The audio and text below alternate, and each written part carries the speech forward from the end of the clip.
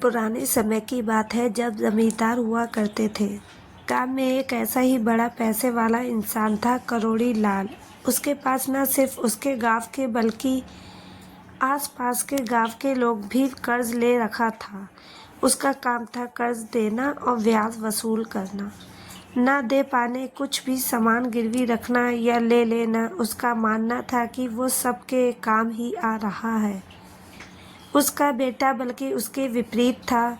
एक ही बेटा बड़ी मन्नतों से हुआ था। बाप को चिंता थी कि यह आने वाले दिनों में ना जाने क्या करेगा। अब वो कहते हैं ना कि अगर आपको इस तरह के कोई काम करना है तो सख्त होना पड़ेगा। सख्त से मतलब बेदिल, ना किसी की मजबूरी देखो ना किसी के आंसू।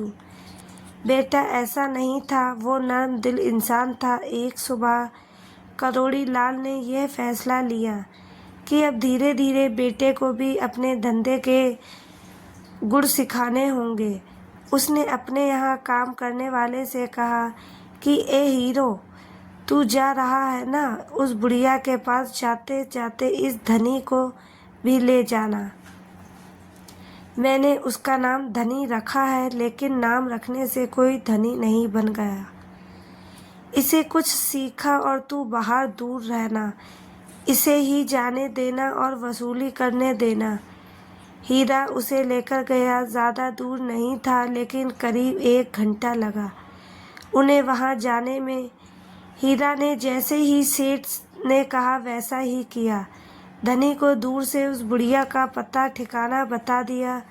धनी जब उस स्थान पर गया तो उसने देखा कि एक छोटी सी कुटिया है, बहुत ही जर्जर हालत में।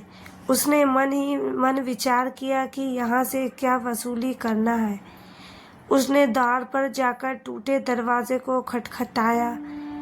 अंदर से एक झुकी हुई अम्मा आई। धनी को बताया गया कि सावित्री अम्मा होगी, इसलिए उसने पूछा, सावित्री आप है? वो अम्मा लड़खड़ाती आवाज में बोली, हाँ तुम कौन? धनी ने बोला, मैं करोड़ी लाल का बेटा हूँ।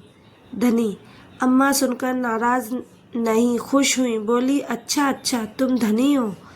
अरे बेटा, तुम तो बहुत बड़े हो गए। बड़ा अच्छा लगा, आओ बैठो।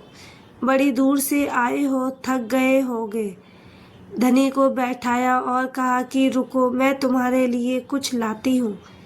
धनी ने मना किया, लेकिन अम्मा नहीं मानी।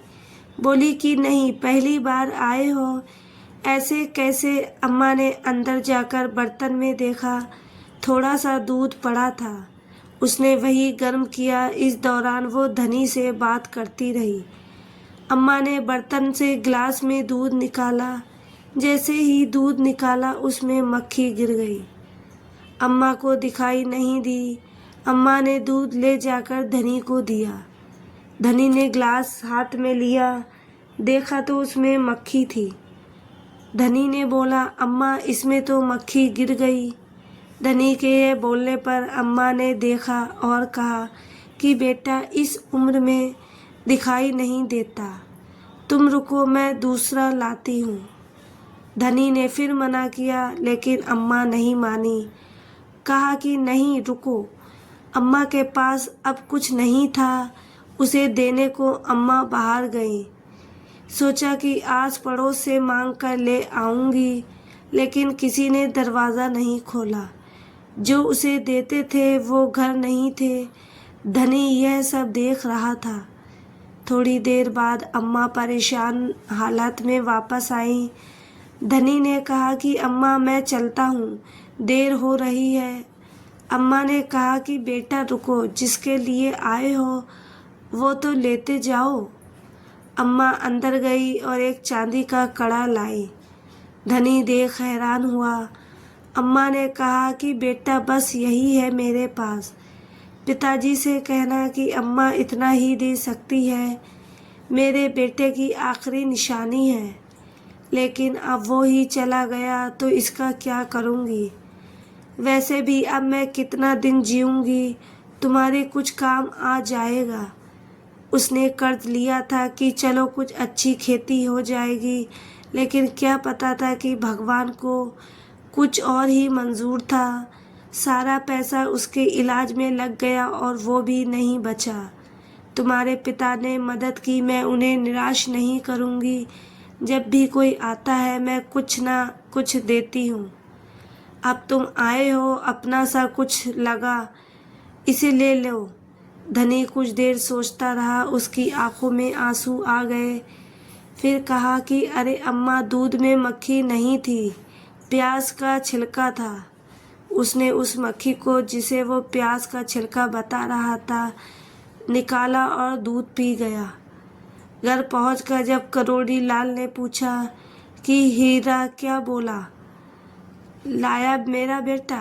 हीरा बोला, सेठ जी, लाना तो दूर, वो उल्टा माँ को देकर आया है और यह भी वादा किया कि जिसकी जिम्मेदारी अब धनी की है। सेठ गुस्से में चिल्लाया, कहा कि धनी यहाँ आ। जैसे ही धनी वहाँ आया, सेठ ने उसे मारने के लिए हाथ उठाया, लेकिन वो हाथ रुक गया। उसने उसकी आंखों में देखा, जिनमें आंसू थे। आंसू भरी आंखों से वो अपने बाप की आंखों में देख जा रहा था। बाप के अंदर भी उस वक्त कुछ बदल गया। करोड़ी लाल सच में धनी था, क्योंकि उसने धनी जैसा बेटा पाया। तो दोस्तों, इस कहानी को लेकर आपकी क्या राय है, कमेंट बॉक्स में ज़रूर बताएं। और अगर आपको हमारी आज की कहानी अच्छी लगी हो तो प्लीज़ लाइक ज़रूर करें। अगर आपने अभी तक हमारे चैनल को सब्सक्राइब नहीं किया है तो ज़रूर कर लीजिए। तो मिलते हैं ऐसी ही एक और मोटिवेशनल कहानी के साथ। दोस्तों, प्लीज़ चैनल को लाइक सब्सक्राइब कीजिए, आगे बढ़ाते रहिएगा। Thank you.